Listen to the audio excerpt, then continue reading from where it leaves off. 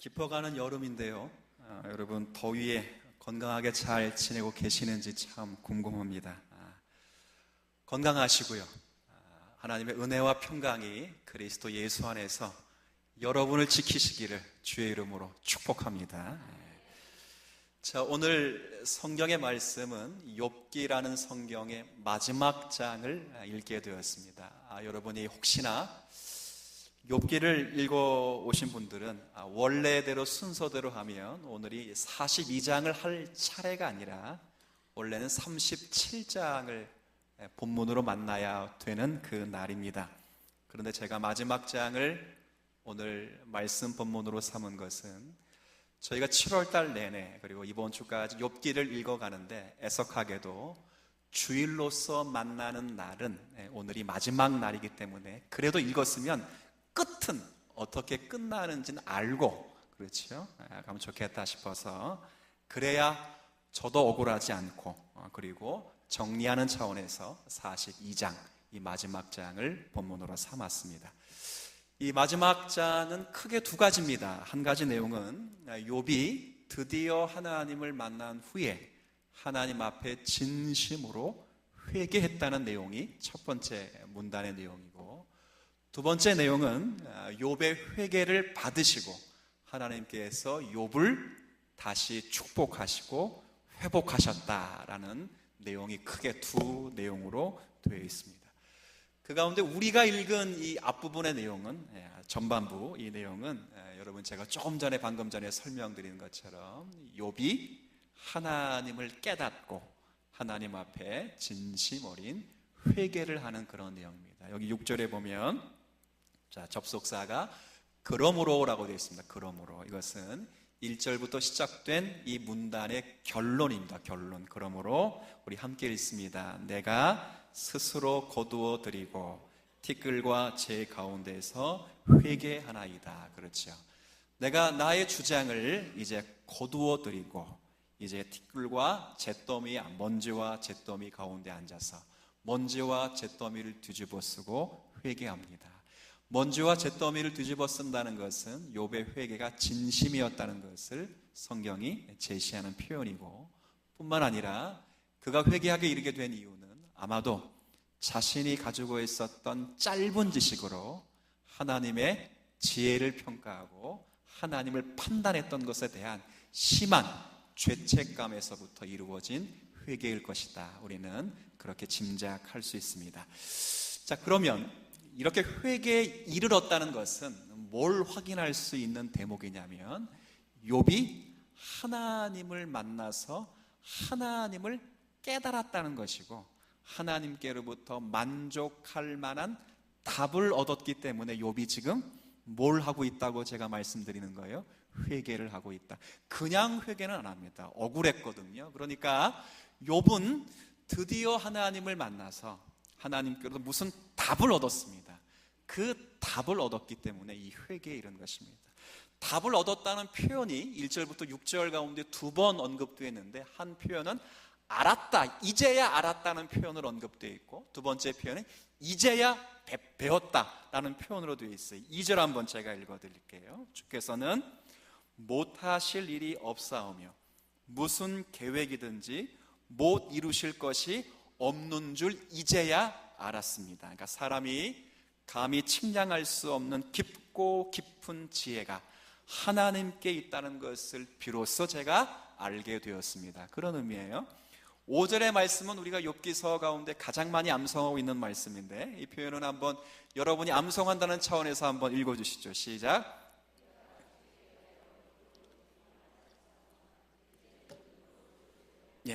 고난을 만나기 전에는 하나님에 대한 지식을 가지고 있었으나 고난을 통해서는 제가 알고 있었던 하나님과는 전혀 새로운 하나님을 제가 고난을 통해서 배우게 되었습니다. 그러니까 그런 의미예요. 자, 그러면 오늘 이 말씀 속에서 이 두 절의 고백 속에는 분명히 어떻든 간에 욥이 하나님께로부터 만족할 만한 답을 얻었다는 내용인데, 그 만족할 만한 답을 무엇으로 얻었는지, 그러니까 답이 무엇이었길래 이 욥이 하나님 앞에 이렇게 회개에 이르게 되었을까? 그러니까 욥이 얻은 답에 대해서 한번 생각해 보려고 합니다. 근데 이 답을 찾으려면 여러분 그 38장부터 읽어야 됩니다. 사실은 찾지 마세요. 우리 워낙 성경을 좋아하셔가지고 내일부터 읽을 본문이 어디냐면 38장인데 38장부터 답을 찾아야 됩니다. 왜냐하면 욥이 38장부터 하나님을 만나고 있거든요. 그러니까 바꿔 말하면 하나님이 38장에 드디어 욥을 찾아오시기 때문에 그렇습니다. 참 제가 이제 그 드디어라는 말을 지금까지 3번 정도 쓴 거로 기억하는데 드디어 찾아왔습니다. 정말 38장에 이르면 모든 논쟁이 다 종식됐습니다. 4장부터 시작되는 욥과 3명의 논쟁, 3명의 친구의 논쟁이 종식되고 32장부터 시작된 엘리후의 욥을 향한 연설 또한 종식되고 38장에 이르면 모든 논쟁이 탁 끝난 다음에 하나님의 세미한 음성은 폭풍 가운데 나타나셔서 욥에게 말씀하시는 그런 내용입니다. 그런데 여러분 내일부터 38장 한 장씩 잘 읽어보면 하나님께서 욥을 찾아오시는 방식, 그리고 욥이 하나님이 자신을 찾아와서 만나기를 원하는 방식이 욥이 기대했던 방식도 아니고 사실은 우리도 기대하는 방식이 아닙니다. 무슨 말이냐면 하나님이 욥을 찾아와서 말씀을 하시는데 사실은 욥도 하나님이 하시는 말씀이 뭔 소리인지 도통 알 수 없고, 더불어 내일부터 여러분이 38장부터 41장까지 매일 한 장을 읽으면 그 말씀을 읽고 시험에 들 뿐이지 이게 무슨 말인지 여러분과 저도 이해를 할 수 없는 말만 하신다 그 말이에요. 그렇죠? 이게 참 재밌는 말씀이에요. 이게 왜 그러냐면 욥이 뭐라고 하면서 하나님을 만나기를 소원했냐면 이렇게 해서 하나님 만나기를 소원했어요. 억울합니다 하나님. 그래서 만나기를 소원했어요. 이게 무엇과 같냐면 이렇게 이해를 좀 시켜드리면 좋겠어요. 여러분 지금 무더운 여름날인데 제가 통상적으로 기억하기에는 무더운 여름날이 되면 이 방송국에서 드라마를 하면 꼭 남양 특집을 하는 경우가 많았는데 올해는 그걸 안 하는 것 같아요. 제가 알기로는 남양 특집 가운데 제가 어릴 때부터 늘 이불 속에서 봤던 남양 특집이 하나 있는데 제가 앞부분을 하면 여러분 뒷부분을 하시는데 전설의 이거 잘하셨죠. 이걸 쭉 보면 레파토리가 뻔한 게 늘 등장합니다. 어느 한 마을에 고을에 현명하고 현자한 사또가 부임을 했는데 밤에 잠이 안 와서 서책을 뒤적뒤적 촛불에, 그런데 촛불이 샥 바람에 꺼지. 아니 그 바람이 왜 부는 겁니까? 그 밤에, 그리고 그 방 안에 샥 꺼지더니 하얀 소복을 입은 젊은 처자가 다 이렇게 머리를 헤쳐 푸르고 눈빛에 아주 이렇게 빨갛면서 여긴 꼭 뭐가 흘렸어 이렇게 피가 쭉 흘리면서 사또에게 뭐라 말하죠? 억울합니다 사또. 그러지. 그럼 사또가 깜짝 놀래 깜짝. 근데 사또가 자초지종을 딱 듣지요. 자초지종을 다 들은 다음에 진짜 억울하겠구나 라고 생각해서 당신이 가지고 있는 정의감과 당신이 가지고 있는 지위와 힘을 동원해서 그 처녀 귀신, 9천을 떠돌고 있는 그 귀신의 원한을 다 풀어주면 마지막에는 꼭 그 소복 입은 귀신이 침을 닦은 다음에, 꼭 침을 닦아요. 침을 닦고 와서 사또에게 절을 한 다음에 하늘로 저승으로 올라가면서 마지막 멘트가 그렇죠. 이 이야기는 그렇죠. 강원도 두메산골 이렇게 항상. 제가 왜 이런 이야기를 드리냐면 욥이 원했던 것이 그겁니다. 억울합니다 하나님. 하나님 나타나셔서 제 억울함을 풀어주셔야 됩니다. 그러면 하나님이 나타나셔서 욥에게 뭐라 말해야 됩니까? 네 억울한 게 뭐냐? 그렇죠? 그리고 욥이 여태까지 억울했던 것, 왜 내 재산 다 뺏었습니까? 애들 한두 명 데려가지 왜 다 죽였습니까? 그렇죠? 왜 병 여기 좀 낫게 하시, 다 내 온몸에 질병을 허락해 주셨습니까? 그 중에 하나만 하시지 왜 싸그리 그렇게 했습니까? 왜 친구들의 말처럼 내가 마치 하나님께 죄진 것처럼 그렇게 하셨습니까? 라고 물을 법도 하지요. 그런데 하나님은 찾아오셔서 그렇게 말씀하시지를 않습니다. 이게 오늘의 본문입니다. 무슨 말씀을 하셨는지 도통 알 수 없는 말씀을 하시는데 첫 번째 내용이 그겁니다. 욥아, 허리를 바짝 동여매고 너 대장부처럼 깡좋게 서서 내가 질문하는 모든 질문에 답을 한번 해봐라. 선빵을 먼저 날리십니다. 우리 선빵 거룩하신 분들이라서 먼저 하나님이 질문을 걸어오십니다. 그리고 뭐라고 질문하시는가? 첫 번째 질문이 그렇습니다. 세상을 창조했을 때 욥아, 너 도대체 어디서 무엇하고 있었는가? 아니, 욥이 뭘 대답을 하겠습니까? 여러분, 제가 이렇게 물어볼까요? 세상을 창조하실 때 여러분 뭐 하셨습니까? 라고 물어보면 거기서 대답할 존재가 어디 있겠습니까? 그렇죠. 병원에서 육신의 질고 때문에 오늘 내일 하시는 분에게 제가 찾아가가지고 신방을 한다는 셈 치고, 권사님, 이 교회를 세울 때 당신은 도대체 뭐하고 앉아 계셨습니까? 그러면 교회를 나오라는 거예요? 나오지 말라는 거예요? 나오지 말라는 거죠. 이런 질문을 지금 하나님이 욥에게 던지시는 것입니다. 그리고 그 질문을 시작해서 하나님은 욥에게 계속 질문하시기를, 하나님께서 만드신 창조의 위대하심과 그 창조의 내용을 질서정연하게 하시는 분이 누구신가를 지속적으로 물어보고 있습니다. 그렇죠. 끝까지 여러분이 38장부터 41까지 내용을 다 읽어봐도 무슨 내용인 줄 모릅니다. 바다와 파도의 경계를 지으시고 낮과 어둠의 구별을 하시며 그것을 구분하시고 나눌 수 있는, 어떻게 나누시나 욥이 어떻게 알겠어요?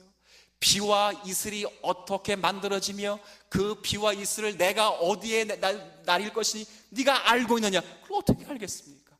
네가 영혼의 생명을 창조할 수 있느냐? 어떻게 해? 너가 피조물을 너 자신에게 복종시킬 수 있느냐? 모르죠. 못하죠. 너의 생명을 너 스스로가 굴복시킬 수 있느냐? 못하죠. 그럼 마지막에 딱 한마디 말씀하십니다. 하나님이 마지막 이렇게 말씀하시죠. 이 모든 것은 내 것이라. 끝납니다. 끝나요. 그리고 놀랍게도 42장에 오면 욥은 회개에 이르게 되었습니다. 도통 무슨 소리인지를 알 수 없는데 여하튼 42장에 오면 욥은 깨달았고 그 깨달음의 결과로 뭐 하고 있다고요? 회개에 이르고 있습니다. 그러면 욥이 뭘 깨달았을까요? 오늘 본문은 이걸 얘기하는 것이 욥기의 42장의 중요한 포인트입니다. 여러분이 아무리 읽어도 38장부터 41장까지 내용을 42장의 내용과 연결하지 못해서 우리는 항상 욥기를 1장, 2장 읽고 바로 몇 장 넘어가요? 42장. 이게 연결이 안 되기 때문에 넘어가는 것입니다. 오늘 연결을 무슨 관계가 있는가? 여러분, 제가 조금 전에 여러분 뭐라고 답을 얘기했냐면, 이 물음의 답을 얻으려면 먼저 욥이 하나님을 왜 만나자고 했는지를 생각해 보셔야 됩니다. 아까 제가 귀신 이야기했지만 귀신 얘기가 본질이 아니라 욥이 지금 뭐 해서 하나님 만나자고 했다고요? 억울해서 하나님을 만나서 하나님과 변론해보자고 만난 것입니다. 시시비비를 가려보자고 만난 것입니다. 본인도 자신이 있었거든요. 우리도 욥이 자신이 있을 거라 생각합니다. 여러분, 욥기 2장을 읽으면서 하나님이 욥을 향하여 뭐라고 평가하시냐면 멋진 평가를 하시죠. 욥은 온전하고 욥은 정직하여 하나님을 경외하며, 그 다음 표현이 제가 제일 멋있습니다. 뭐에서 떠난 사람이라 했어요? 그렇죠. 악에서, 죄에서 떠난 사람. 그리고 그 다음은 하이라이트입니다. 전 지구상에서 유독한 사람, 그 사람이 누구예요? 욥이에요. 악에서 떠난 사람이요, 하나님을 경외하는 사람이요, 정직하여 온전한 사람인데, 그 사람들 가운데 유독 지구상에 단 한 사람을 꼽으라 그러면 하나님은 누굴 꼽으셨어요? 욥을. 그 욥입니다. 욥도 그것을 압니다. 친구들의 말처럼 자신이 받고 있는 이 재앙이 하나님의 형벌이 아니라는 것을 압니다. 분명한 목적이 있다는 것은 아는데 자기의 동의 없이 하나님이 그렇게 하신 것에 대해서 자신은 하나님을 만나 억울한 심정으로 시시비비를 가리며 따져 묻고 싶었습니다. 그렇죠. 그런데 하나님이 먼저 뭘 날리셨다고요? 또 그것만 기억하실라. 선빵을 날리셨습니다. 본인이 날리려고 잔뜩 기대했는데 하나님이 먼저 주먹을 날리신 것입니다. 놀랍게도 그 주먹, 그 질문에 욥은 한마디도 대답할 수 없습니다. 욥이 뭘 깨달았을까요? 하나님 이렇게 말씀하신 것입니다. 욥, 네가 나와 변론하고자 하느냐? 정말 나와 변론할 수 있겠느냐라고 선빵을 날리시며 하시는 모든 질문에 욥은 한마디도 대답할 수 없는 초라한 자신을 비로소 발견하고, 내가 아무리 하나님 앞에 의롭다고 자신을 내세워도 하나님 앞에 답을 할 수 없고 변론할 수 없는 나약한 인간임을 거기서 배우는 것입니다. 그러면서요, 그 위대하시고 크신 하나님이 나에게 찾아오셨다는 것 때문에, 아니 변론할 실력이 않으면 말 안 하면 돼요. 안 하면. 그런데 찾아오셔서 굳이 아느냐, 보았느냐, 행했느냐라고 물어오시면서 그 크신 하나님이 자기를 만나주신 것에 대해서 감복하는 것입니다. 이게 욥이 깨닫는 내용입니다. 감이 없으면 제가 예를 하나 들면 좋겠습니다. 여러분, 제가 물어볼까요? 여러분 기도 많이 하시죠? 그래도 대답은 안 하시면 기도하시죠? 이 정도도 안 하시면 기도하시기를 바랍니다. 여기는 또 기도하시네요. 또 응답하시네요. 저도 세 번째입니다. 기도하시길 바랍니다. 예, 좋습니다. 기도합니다. 그러면 기도하면 하나님이 여러분 기도 제목에 일일이 다 하나씩 응답을 하십니까? 예, 하시기도 하십니다. 하시는 분이 계시니 하시기도 하십니다. 맞습니다. 그런데 여러분의 기도 제목에 일일이 응답을 하시지는 않습니다. 이게 참 놀랍습니다. 대부분의 기도는 사실은 우리의 기도와 상관없이 엉뚱한 답을 하실 때가 더 많습니다. 내 인생의 문제를 좀 해결해 달라고 하나님께 간절히 기도하고, 이 절체절명의 위기 속에서 어떻게 극복해야 됩니까라고 물어도 하나님은 이렇게 하라, 저렇게 하라, 사업 닫아라, 열어라, 개 보내라, 직장에서 이거 계약 체결하라, 이렇게 답하지 않습니다. 오셔서 엉뚱한 답을 하시면서 자기를 만져주시고, 나는 너의 하나님이다, 나는 너의 삶의 주관자다, 내가 너의 구원자라, 그렇게만 말씀을 하시는데, 그렇게 말씀하시는 것이 은혜가 될 때가 있다는 것입니다. 그렇죠. 당장 부도나게 되어서 그 남편의 사업 가지고 하나님 앞에 찾아와도 하나님은 시시콜콜 답을 하지 않습니다. 내 자녀들의 그 직장과 애환 때문에 엄마가 아빠가 대신 그렇게 부르짖어도 직장을, A 직장은 1억 넣지 말고 B 직장에 넣으라, 이렇게 말씀 한 말씀도 안 하십니다. 찾아오셔 하시는 말씀이, 사랑하는 내 아들아, 사랑하는 내 딸아, 내가 너를 잘 안다 라고만 말씀하시죠. 여러분, 복음성가 가운데 제가 일부 예배 때도 나왔는데 누가 지우셨네. 큰일 났네. 가사를 다 못 외웠는데. 복음성가가 CCM 가운데 힘들고 지쳐 그늘을 아십니까? 오늘날 내가 너를 낳았도다. 사실 저는 이 찬양은 좋아하지는 않습니다. 후렴 부분이 성부와 성자의 관계성을 다른 시편의 구절을 인용했기 때문에 그 인용 자체가 모순이 되어서 좋아하지는 않습니다. 그러나 그 인용을 우리 그냥 개인으로 적용할 때 내용이 그렇습니다. 아유, 큰일 났네요. 가사만 할게요. 힘들고 지쳐 낭망하여 쓰러져. 그 다음 뭐예요? 그 다음 진짜 뭐지요? 이건 누가 지웠습니까? 힘들고 지쳐 낭망하여 쓰러져, 뭐 힘조차 없을 때. 그러면 그 기도자는 얼마나 많이 하나님께 기도했겠습니까? 세워달라, 이렇게 해달라, 저렇게 해달라. 진짜 기도 많이 했을 거예요. 그 다음 가사가 멋있습니다. 주님이 찾아오십니다. 조용히 내게 찾아와 내게 말씀하시네. 뭐라고 말씀하세요? 그렇죠. 이거 하라, 저거 하라, 여기다 넣어라. 아니요. 너는 내 아들이라 오늘날 내가 너를 낳았도다. 그 다음 여러분 시작. 됐습니다. 그거에 그거. 내가 너를 잘 아노라. 기쁨이 되는 거죠. 욥이 깨달은 것입니다. 아, 하나님과 변론할 실력이 내게 없구나. 내가 이 원통과 절망의 일을 만나도 하나님께 따져 물을 실력이 없지만 하나님은 그 일을 하시면서까지 자신에게 오셔서 친절하게 대화하시는 하나님의 높고 위대하신 하나님을 만난 것입니다. 드라마 가운데 그런 드라마를 제가 본 적이 있어서 예를 하나 들으면 좋겠습니다. 예전에 본 드라마 가운데 이 철없는 아들놈을 아버지가 이제 좀 교훈을 주기 위해서 자기가 운영하는 큰 회사의 공장에 데려가서 이 아이를 교훈하면서 이렇게 말해요. 야, 아들아, 이 사업장 이 기계를 보았느냐?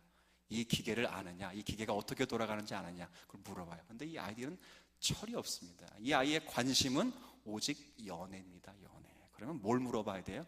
너 설현을 아느냐? 이걸 물어봐야죠. 그렇죠? 너 여자친구가 있느냐? 너 여자친구가 뽀뽀 한번 해봤느냐? 이런 걸 물어봐야 되는데 이 용광로가 몇 도에 끓는 줄 아느냐? 이걸 물어봐. 이 용광로를 누가 만들었는 줄 아느냐? 그걸 왜 물어보겠어요? 너는 나랑 대화할 급이 안 된다 라고 물어보기는 아니잖아요. 왜 물어보겠습니까? 그가 자신의 누구기 때문에 물어봤겠어요? 아들이기 때문에 그렇습니다. 자신의 대를 이어서 그 가업과 사업을 이어가야 될 중요한 자이기 때문에 단순히 그 아들의 길을 꺾기 위해서 물어본 것이 아니라 너와 나는 한 운명의 공동체로서 이 사업을 함께 이어나갈 자임을 깨닫게 하기 위하여 아들에게 물어보는 거지요. 욥도 이것을 깨달은 것입니다. 지금 하나님께서 욥에게 이런 것을 물어보는 것은 나는 천지를 만드신 하나님이시고 이 천지를 지금도 말씀으로 움직이시며 큰 세계 위에 계시는 하나님이나 너는 이 세계에 속한 작은 점에 불과한 놈이다.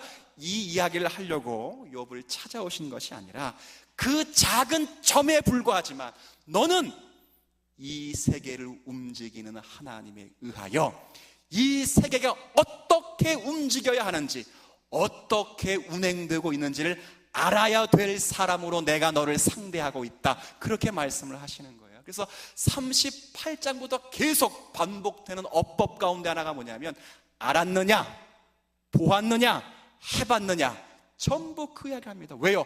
알아야 되고 해봐야 되고 보아야 되는 문제이기 때문에 그렇습니다. 너는 종이 아니야. 넌 아들이다. 너는 피조물 가운데 한 점이 아니다. 너는 나와 함께 이 세상을 다스려야 될 나의 운명의 공동체라. 욥이 그것을 깨달은 것입니다. 한마디도 할 수 없지만 거기서 하나님의 놀라운 은혜를 내가 얼마나 귀한 존재로 취급당하는지를 깨닫게 된 것입니다. 우리가 사실 욥기를 읽으면 우리가 주목해야 될 부분은 이겁니다. 42장 그냥 읽으면 자연스럽게 우리의 눈은 뒷부분에 가 있어서 욥이 나중에 2배의 축복을 받았다라고 되어 있는데 갑절의 축복을 받은 것보다 사실은 우리가 주목해야 될 내용은 욥이 고난을 통해서 하나님을 더욱 깊이 만나고 알아가는 신앙의 자리에 그가 이르게 되었다는 사실을 주목할 필요가 있습니다. 고난당하기 전과 고난당한 욥이 차원이 다릅니다. 여러분 방금 전에 5절의 말씀을 읽었듯이 전에는 즉 고통을 당하기 전에는 제가 귀로만 하나님을 알았습니다. 그런데 제가 고통을 당한 후에는 이제는 제가 하나님을 무엇으로 봤다고요? 눈으로 봤다 합니다. 눈. 이것은 은혜를 깨달았다는 차원을 넘습니다. 은혜를 깨달았다는 것이 아니라 하나님이 하시는 모든 일을 자신이 온전히 알 수도 없고 자신이 다 이해할 수 없다는 것을 이제야 비로소 깨닫게 되었고 그러나 이해할 수 없고 온전히 알 수 없어도 그 하나님이 나의 하나님이라는 사실을 깨닫게 되었다 그 말이죠. 예전에는 욥이 하나님이 하는 일을 다 알았다고 생각을 했습니다. 그 하나님 머릿속에 하나님이었습니다. 하나님 이렇게 하셔야 돼 저렇게 하셔야 돼. 친구들의 욥과의 논쟁이 뭐예요? 이 친구들은 욥은 친구들과 같이 이야기하면서 계속 하나님은 이렇게 하셔 저렇게 뭘 하나님이 그렇게 하시냐 그 말입니다. 38장에 찾아오셔서 내가 왜 그렇게만 해야 되는데 라고 묻는 것입니다. 욥이 답을 못하지요. 하나님은 그렇게 하시는 분이 아니십니다. 인간이 다 이해할 수 있는 분이 아닙니다. 인간이 완전히 정복할 수 있는 대상이 아닙니다. 불가해하신 하나님이십니다. 그러나 그 하나님이 욥을 상대하시듯이 저와 여러분을 높이시며 저와 여러분이 그 이해할 수 없는 하나님을 만나기를 원하시고 그 하나님을 알아들이길 원하셔서 우리 인생 가운데 욥처럼 찾아오시는 것입니다. 지금까지 욥은 그렇게 생각했습니다. 누가 고난을 당하면 하나님께서 형벌을 내리신 것이구나. 누가 재앙을 만나면 하나님이 외면하신 증거라, 그렇게 생각을 했습니다. 본인도 고난을 당한 후에는 하나님이 자기를 외면하셨고 하나님이 자기를 버리셨다고 생각을 했습니다. 그러나 이 고난을 통해서 배운 것은 하나님께서 이 고난이 나를 버리거나 나를 외면해서 생긴 것이 아니라, 그런 재앙이 아니라 하나님이 나를 축복하시는 또 다른 방법이었다는 것을 욥이 비로소 깨닫게 되는 것이죠. 그리고 마지막 장에 이르게 될 때는 그 고난이 내게 복이 되게까지 하나님은 언제나 일하시고 언제나 자기의 백성과 함께 하시는 하나님이심을 비로소 깨닫게 되는 것입니다. 욥의 고통 중에, 아픔 중에 하나님이 자신을 떠났다고 여겼던 모든 순간에도 실제로는 하나님이 자신과 함께하고 계셔서 그 고난을 넉넉히 이길 수 있어서 그 자리에서 하나님을 직접 배울 수 있도록 하나님이 그를 붙잡고 계셨다, 그 말이에요. 이게 저와 여러분의 하나님이신 줄 믿으시길 바랍니다. 여러분, 옛날에 한 어떤 사람이 꿈을 꾸었습니다. 꿈을 꾸었는데 예수님과 함께 해변가를 걷는 꿈을 꾸었어요. 근데 해변가 저 건너편에 인생의 스크린 속에서 자신의 인생이 지내온 것이 스크린 속에서 막 지나가는 것을 보았습니다. 그때 그 인생의 스크린 가운데 비춰진 해변가에는 신발의 발자국이 두 쌍이 있던 걸 선명하게 봤습니다. 한 발자국은 자신의 발자국이었고 한 발자국은 예수님의 발자국이 분명했습니다. 그런데 마지막 자신의 인생을 겪어왔던 씬을 보여주는데 거기에는 애석하게도 신발의 발자국이 한 쌍밖에는 나타나 있지 않았습니다. 그 친구가 그때를 추억해 보니까 너무 그때는 힘들었고 외로웠고 하나님을 찾았고 원망했고 마치 욥처럼 절망했던 그런 순간이었습니다. 근데 그때 유일하게 발자국이 자신의 발자국밖에 없다는 것을 깨닫고 너무 하나님께 속이 상했습니다. 하나님께 곰곰이 묻기를 소원해서 예수님께 물어봤습니다. 예수님, 제가 예수님을 믿으면 예수님이 언제나 저와 함께 하시고 임마누엘 은총으로 함께 하신다고 했는데 왜 제가 그렇게 힘들고 어려울 때는 왜 예수님께서 저를 버리시고 떠나셨습니까? 라고 물었죠. 그때 예수님 뭐라고 하시냐? 여러분 너무 잘 아시잖아요. 그때 뭐라고 하셨냐면 나는 결코 너를 버리지 않았다. 나는 결코 너를 떠나지 않았다. 그 모래 위에 발자국이 한 발자국밖에 없는 것은 너가 너무 힘들어서 너가 걷지 못해서 내가 너를 업고 걸었기 때문에 그 발자국은 너의 발자국이 아니라 나의 발자국이었나, 이 이야기를 하는 거예요. 그렇죠. 지금 욥이 깨달은 것은 그것입니다. 자기가 이 자리까지 온 줄 알았는데 아니다. 하나님께서 나랑 변론할 수 있을 만한 분도 아니시고 나랑 변론해서 무슨 유익을 얻을 분도 아니지만 변론하시기 위해서 찾아오시고 그 찾아오시기까지 나에게 끝까지 억울함을 주셔서 죽지도 못하고, 그렇지, 제가 늘 말합니다.